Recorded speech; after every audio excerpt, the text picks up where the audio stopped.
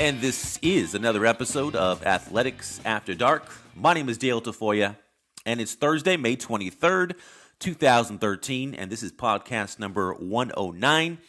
We want to welcome you A's fans listening on YouTube, iTunes, our RSS feed, and our website, which is athleticsafterdark.com. We're a podcast and blog that celebrates the past and embraces the future of A's baseball. And a major cog of A's history is our subject in today's podcast. You know, Jim Bouton, in his classic book, Ball 4, wrote about pitching during his era in the 1960s. And let me quote this from the book. If you had a pill that would guarantee a pitcher 20 wins, but might take 5 years off his life, he'd still take it. End of quote. And Dave Stewart tasted 20 wins 4 straight seasons with the A's from 1987 to 90. He's the last major league pitcher to accomplish that. Only he and Catfish Hunter accomplished that for the A's. Born in Oakland, California in 1957, Dave Stewart, known for his death stare on the mound, pitched 16 years in the big leagues. Drafted as a catcher by the Dodgers in 1975, he ended up being one of the best starting pitchers of his era. Yet he never won a Cy Young Award. He's also had a no-hitter under his belt.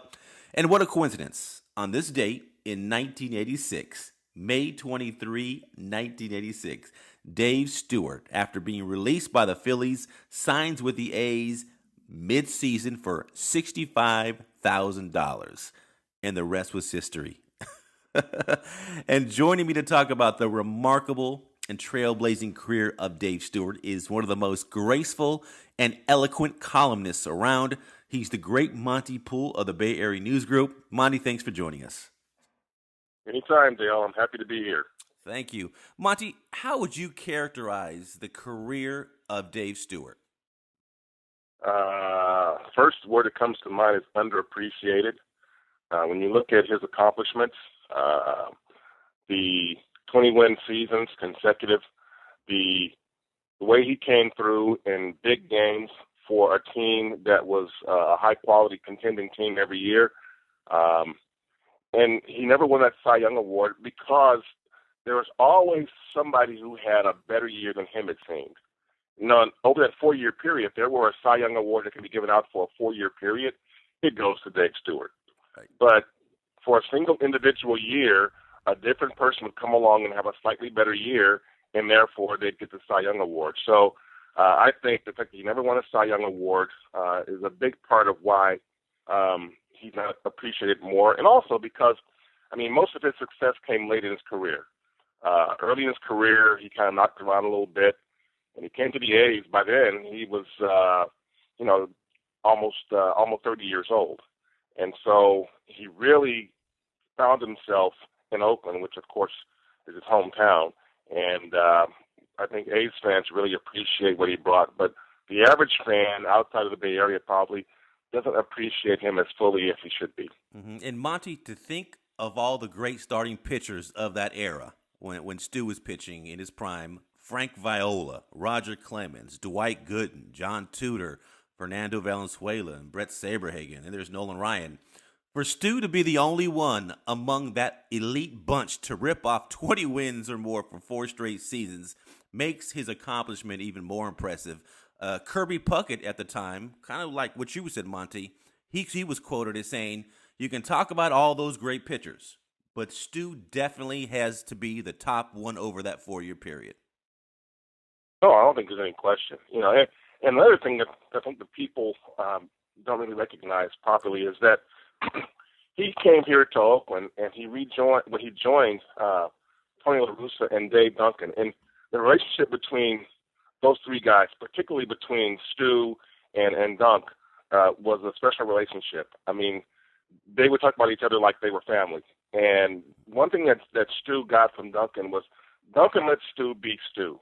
He let him do his thing and gave him enough latitude to really become the personality, not just the pitcher, but the personality that allowed him to be the pitcher he wanted to be and needed to be great for that team. So when you look at Stu's career, I'm sure if you go up and ask Stu, to name the people who were great influences on him, he's going to talk about Tony, and he is going to talk about Dave Duncan. Yeah, and of course, Dave Duncan taught him the forkball that he That was added a to his key. repertoire in 1986, I believe. That was a key pitch for Stu because he always had a good fastball, and he needed that off-speed pitch. And his forkball was it was a joke. I mean, it was impossible to hit at times. It was just this thing that would come at you at waist high and just dive bomb into the dirt, and next thing you know, it'd be on your ankles. It was a special pitch, and yeah, I mean, between Dave Duncan's relaxed approach to mentoring Dave, and also his knowledge of the forkball and getting Dave to master it, giving him the room to master that pitch. Huge influence on Stu's career. Huge influence. And we talk about former A's players, and those players always say during the Tony La Russa era, Dave Henderson was the captain of the outfield, Carney Lansford was the captain of the infield, and Dave Stewart was the anchor of that pitching staff. And even though Bob Welch won the Cy Young and won 27 games Right. one season, I believe in 1990, Stu was the ace of that staff, Monte. No, there's no question about it. I mean, they had some terrific pitching on that staff. They, whether it was Bob Welch or Mike Moore or Storm Davis had a couple of good years. They had. I mean, Kurt Young pitched some very good games. Right. They had a really nice staff there, and that's the thing that people look at the Bash Brothers era and they go, well, Canseco McGuire this, Canseco Ricky and Stu and Dave Henderson that, Connie Lansford this. Well, if you go back to those teams and you look at how well they pitched, yeah, they hit some bombs. They hit 500-foot home runs. They scored runs, but they pitched like a champion should pitch. I mean, they had great starters. They had a definitely bullpen, with Eckersley on the back end, guys like Gene Nelson and Rick Honeycutt. They had a really, really strong staff, top to bottom, and that was the weapon. That was the weapon. No matter how well they were hitting or how poorly they were hitting, and they would usually hit, and if they couldn't hit, Ricky was usually there to swipe to steal a run, some kind of way, just manufacture something. But they pitched consistently. You couldn't go through that team over a series and not get a very well pitched game. If somebody was off one day, the next guy the next day would come back and punish you with a 4-hit shutout. So it was a special time, a special staff. And Stu was undoubtedly the number one guy. He was the number one starter. He got the opening day starts. He got the big game starts because he was that guy. He was not just a pitcher, but just a presence out there, which is what you want your number one starter to be. Not just a pitcher, but a presence out there. Mm-hmm. And we talk about Stu's success in Oakland, Monty, and to this day, he's such a fan favorite around here. But as you mentioned, sometimes people forget that he was already 29 when he signed with the A's in the middle of the 1986 season after being released by the Phillies. He was sort of a journeyman. What made things click for Stu in Oakland? Well, I think Stu reached a crossroads personally, too, where he realized, I'm almost 30 years old. It's now or never, I mean, he was a guy who had some promise when the Dodgers signed him initially, and actually did some pretty good things early on, and then, kind of fell off the track a little bit, and was really inconsistent for most of his 20s. And when he got to Oakland, I think he saw a couple of things. I think he saw, first of all, he saw an organization that gave him a chance. He saw a manager that was going to show some faith in him, and he saw a pitching coach that was willing to work with him and teach him a few things while also letting him assert himself, his personality on the field and in the clubhouse. So between the forkball, the support he got from Duncan and La Russa, and the fact that he knew at this point this was probably his last real chance to be not just a star, but even a major league pitcher, I think he took it to heart and he busted his butt and he got his act together and became one of the best pitchers of his era. Exactly, and it's funny when you talk about Dave Stewart, you think of the postseason, and then you think of Roger Clemens and that rivalry they had in the postseason in the American League. Well, it wasn't much of a rivalry because Stu dominated Clemens. That's what I was going to tell you. I was going to say rivalry, but was it really a rivalry if Stu owned Clemens and he was in Clemens' head all the time? Yeah, and that's what we're talking about. We're talking about not just pitching, but the presence there because, Sure. Stu had this. It wasn't just a death stare. Yeah, that's what people saw. But Stu, when he took the mound for a big game, especially, he walked out there like he owned not only the lineup that he was going to face, but the ballpark, especially here in Oakland. He was the guy there was this commanding presence out there, and he didn't give an inch. You know, LaRusse used to always, I was just starting out in my career at the time, and I remember Tony used to always describe him as heart of a lion, you know, and he was going to battle and compete to the nth degree, and he did that game in and game out. And so between the fastball and the forkball and his just competitive nature, and once he got good, he got even better because his confidence just fell right into place. When he came to Oakland initially, his confidence was not that high, but Dunk got that going, got the forkball going, and Dave realized, wow, I'm pretty good here. And once he got that, he got a little swagger about him, and that made him even better. So the Clemens thing was something that he was kind of famous for, being able to master Roger Clemens, who many consider the best pitcher of his era. But it's funny how, yeah, he may have been the best pitcher of his era, but against Dave Stewart, he was just another guy. And Monty, let's not forget about the challenges of being an African-American pitcher in that era. There were times during his run of being a consistent 20-game winner where he wondered out loud whether he lacked the recognition as one of the game's elite pitchers because maybe the media and the public were reluctant to bestow greatness on a black pitcher. In 1990, he was quoted as saying, and I quote this, "If you're a black kid being adopted into an all-white family, you're going to feel strange for a little while.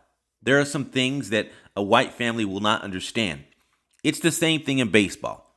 Monty, how much did being an African-American pitcher maybe rob of some of that recognition, including a Cy Young or two? Well, you know, I don't think that was a huge factor. Yeah, there's no question it was a factor because, unfortunately, skin color is almost always a factor. So there was. But, I mean, you look around, and I mean, Dwight Gooden got, you know, he was African-American, and he got plenty of pub. Now, again, he was playing in New York, too. So playing in New York, of course, you know, you get blown up big time. But Vida Blue, in his early career, also got plenty of publicity because he was a special pitcher. So I don't think that was a major factor. I think in Stu's case, he was just his consistency was so, he almost was taken for granted because he was so good, like a guy who bats 320 every year. It's like it doesn't bat 395 or 385 or 375, but he bats 320 every year, and he gets the big hit when you need it, and he's there for the big games when you need him to be there. So I think probably the biggest factor was, one, he played on a team that was, at least on a national level, was known more for their big muscular sluggers. He played with Canseco, with Jose and McGuire, and those teams on a national reputation, national perception scale, they were considered, they were the Bash brothers. And pitching was kind of an afterthought to the person who really wasn't watching baseball games.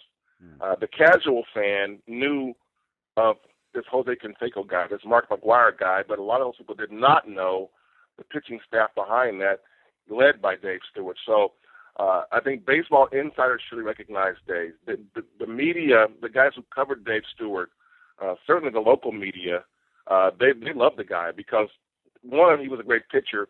Two, he was a great presence in the clubhouse. And three, he was a guy who would tell you the truth. He was a no BS interview, and a guy who would sit down and break things down to you and explain things to you in a way that you could understand without a lot of unnecessary frills and anything like that. So he brought it in a sense that it was very real, and the beat writers who covered the A's at the time and those who got familiar with the team from covering the American League came to look at Stewart as what they call a go-to guy.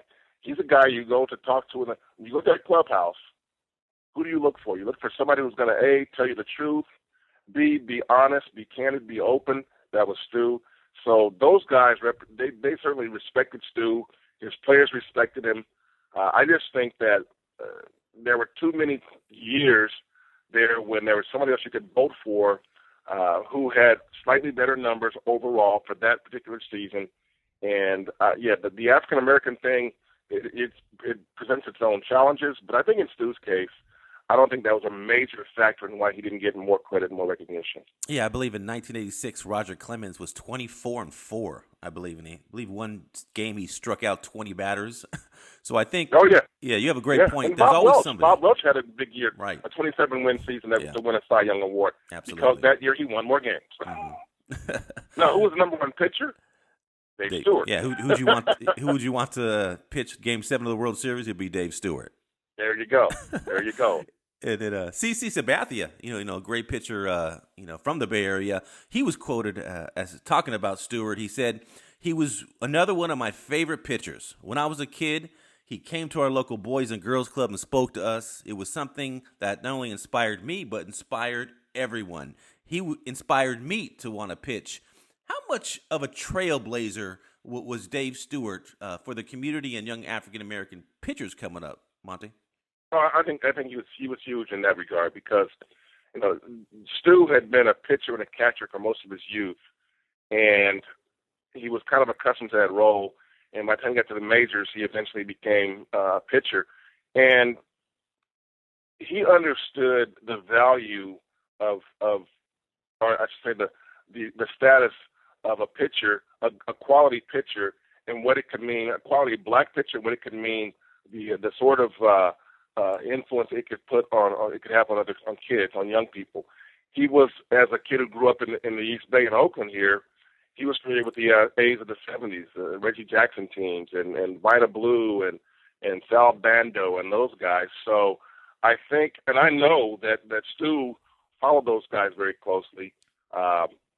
Actually met Reggie Jackson while he was a kid, and kind of got a chance to tag along with him a little bit. So he understood the relationship between the player in the Oakland community, especially the African-American player in the Oakland community, and the young kid who was looking up to baseball players, to professional athletes.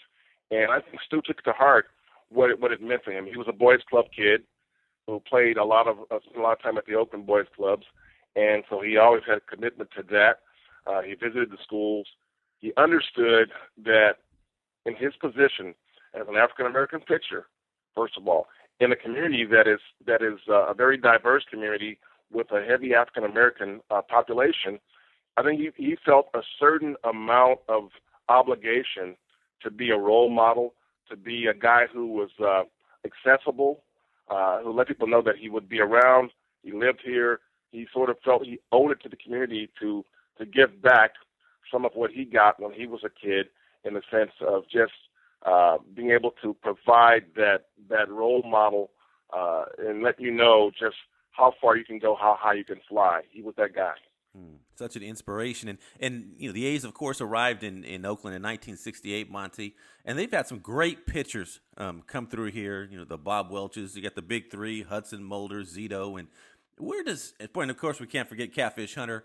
Where does Dave Stewart rank among those one of the great Oakland pitchers, Monte? Wow, that's a good question because it's hard to single one of those guys out. I mean, I remember I was a young kid, really listening to my transistor radio when Vida Blue came along, and Vida was spectacular. I mean, because it seemed like he would strike out everybody. He would just come in and he would strike out 12, 13, 14, 15 guys in a game, and it was amazing to listen to and to watch because he had that what they call the blue blazer, that fastball that started at your knees and ended up at your letters. It was crazy to catch that. So Vida Blue was a phenomenon. He was like Lincecum was when Lincecum first got to the Giants. He was that guy who everybody wanted to see because he was so incredibly good with such incredible stuff. We couldn't believe that a guy who was so young, he was 20, 21 years old at the time, could be that good. So Vida, when he first came, was I think the most exciting pitcher in A's history. The first couple of years of Vida Blue's career was just, I mean, they are that stuff should be put in a bottle and in a time capsule. Now, over a period of time, I think Dave Stewart gave his teams was as much or more than anybody else gave their team, any other pitcher gave any of the A's teams. And I say that because at that time, Stewart, it's hard for a pitcher to be a leader. Now, I understand Catfish Hunter had leadership qualities too, and I respect that.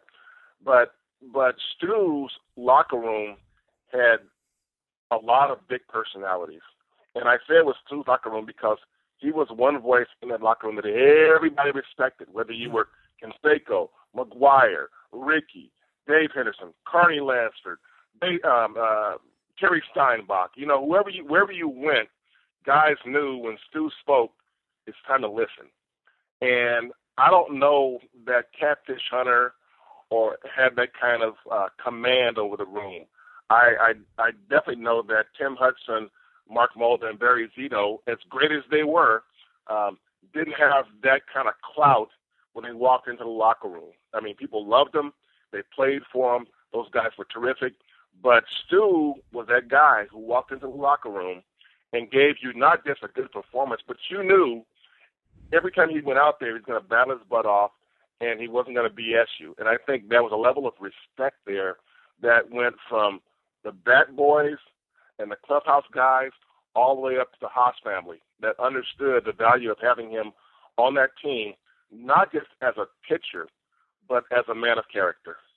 As always, Monte Poole, spot on. I appreciate you joining me. That's Monte Poole. I'm Dale Tafoya. Thanks again for joining us, Monte. Anytime, Dale. Have a good time, man. Take care.